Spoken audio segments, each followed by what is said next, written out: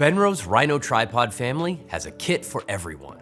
There's 3 Rhino video tripod sizes that each come separately or in kit form. Let's see what they got and then see what sets them apart.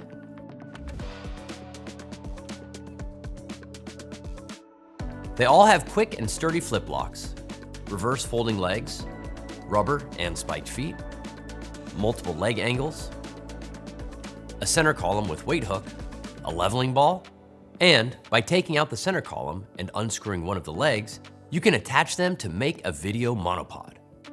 Throw on the optional VT2 monopod foot for some added maneuverability. Each kit comes with a different video head for various camera kits. The lightest comes with an S2 Pro head. It's our smallest and lightest fluid head that's got smooth panning and tilting, perfect for mirrorless or lightweight cameras up to 5.5 pounds.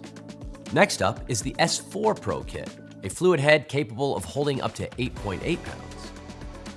The biggest kit comes with the full-featured S6 Pro head that has even more control for fluid pan drag, tilt drag, and counterbalance.